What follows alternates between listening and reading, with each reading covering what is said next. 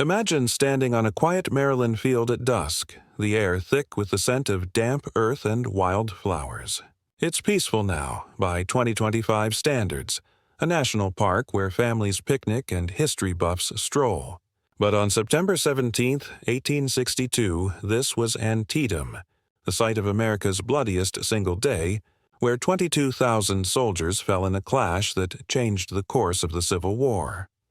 What if their screams, their last breaths, their unfinished business, never truly ended? What if the phantoms of Antietam still march, reliving the horror, waiting for something, or someone, to set them free? Tonight, we uncover the true ghostly encounters at Antietam National Battlefield, drawn from ranger testimonies, survivor journals, and modern investigations. These are the Civil War phantoms revealed, stories that will make you question every shadow on those sacred grounds. Dramatic pause, 2 seconds with faint bugle call fading. Antietam, the bloody fields that shaped a nation. Antietam Creek winds through Sharpsburg, Maryland, a sleepy town that became a slaughterhouse in 1862. Union General George McClellan, with 87,000 troops, faced off against Robert E. Lee's 38,000 Confederates in a desperate bid to halt the rebel invasion of the North. The battle unfolded across 12 square miles. The cornfield, where artillery shredded ranks like wheat, Bloody Lane, a sunken road turned grave, and Burnside Bridge, where Union soldiers waded into slaughter under withering fire. By day's end, the toll was staggering: 208 dead, 9,549 wounded, 753 missing. Lincoln used the victory to issue the Emancipation Proclamation, but the fields remained soaked in sorrow. Today, Antietam is preserved as a national battlefield, with 8,300 acres of rolling hills, monuments, and walking trails. Visitors by the hundreds of thousands come for self-guided tours, but many leave unsettled. Recent 2025 excavations uncovered mass graves and personal artifacts: a locket with a soldier's lock of hair, a half-written letter home, stirring fresh reports of unrest. The park's rangers, trained in history, often whisper about the echoes that grow louder on battle anniversaries. But what if those echoes are more than memory? What if they're the dead calling out from the mist? Early hauntings. The first whispers from the grave. The ghosts of Antietam didn't wait long to stir. As the wounded were carted away and the dead shoveled into shallow pits, survivors spoke of unnatural fog rising from the ground, carrying the moans of the dying. In 1863, Clara Barton, the angel of the battlefield, documented her experiences in letters to family. While tending the injured near Bloody Lane, she heard footsteps approaching from the empty field, slow, labored, as if men were dragging wounded legs. Turning, she saw nothing but felt a cold hand on her arm, guiding her to a hidden soldier buried under leaves. Barton, a skeptic turned believer, wrote, "The air itself remembers their pain. Was it coincidence or the first sign of spirits bound to the soil they soaked with blood?" By the 1870s, as farmers reclaimed the land, tales spread like wildfire. Elijah Thompson, a local miller, recorded in his 1872 diary an encounter at the cornfield. Plowing under a harvest moon, he heard the crack of rifles and shouts of "Charge!" from the empty rows. The horses bolted, and Thompson saw a line of spectral soldiers emerging from the mist. Union blue and Confederate gray intermingled, their faces pale as parchment, eyes hollow with fatigue. They marched toward him, then dissolved, leaving only the metallic tang of blood in the air. Thompson fled, convinced the dead replayed their doomed advance, trapped in eternal futility. These early hauntings painted Antietam not as a park, but a theater where the war's curtain never fell. Encounters with Civil War phantoms. Shadows of the fallenness. The 20th century dawned. Encounters grew more personal, drawing in visitors who sought the battlefield's peace and found terror instead. Bloody Lane, the sunken road where 5,600 fell in minutes, became infamous. In 1915, a Union veteran named Elias Grant returned for a reunion. Alone at dusk, he felt the ground tremble as if artillery rumbled beneath. Raising his lantern, he saw a Confederate boy, no older than 16, crawling from the earth, uniform caked in mud, whispering, "Water, please." Grant offered his canteen, but the boy's hand passed through it, his form dissolving with a sigh of relief.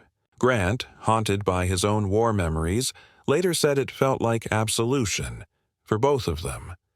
Another chilling tale unfolded in 1942, amid World War II's shadow. A soldier on leave, Thomas Hale, visited Burnside Bridge, where 500 Union troops died crossing the creek. As he stood on the bank, the water began to churn unnaturally, and he heard splashes and cries of, "Forward!" Looking down, he saw ghostly soldiers waiting, their faces twisted in pain, one reaching up as if to pull him in. Hale stumbled back, heart pounding, feeling a wet chill seep into his boots. He later learned the bridge's curse. Many veterans felt the same pull, as if the dead sought company in their watery grave. These encounters weren't just sightings.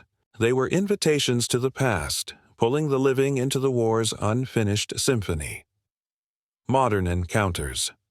The ghosts in the digital age. The 21st century hasn't quieted Antietam's spirits. If anything, technology has amplified them. The park's annual reenactments draw thousands, but by nightfall, the fields come alive with the uninvited. In 2010, during a full moon tour, Ranger Lisa Hartman led a group through the cornfield when smartphones lit up with unexplained flashes. One visitor's video captured a line of figures advancing, their uniforms flickering like old film. Hartman, with 15 years on the job, reviewed the footage and saw translucent men reloading muskets, their faces etched with exhaustion. "They weren't attacking," she said. "They were just there, waiting for orders that never came." In 2023, a team from the TV show Ghost Hunters set up EVP recorders near Bloody Lane. As they asked, "What happened here?" a voice responded, clear as day. "Hold the line." The audio went viral, drawing skeptics and believers alike. One investigator, Sarah Klein, felt a tug on her jacket during the session, turning to see a soldier's cap lying on the ground, though none had been brought. Klein, a Civil War descendant, wept, feeling her great-grandfather's presence. These modern encounters blend tech with terror, proving the phantoms adapt, reaching out through screens and shadows. Ongoing supernatural presence. Echoes that won't fade. Antietam's ghosts by 2025 are as persistent as the park's monuments, with reports spiking during solstices and anniversaries. The Dunker Church, a white clapboard building that served as an aid station, is a vortex of activity. In 2024, a yoga retreat group meditating inside heard harmonious hymns from the rafters, the voices of a choir long silenced.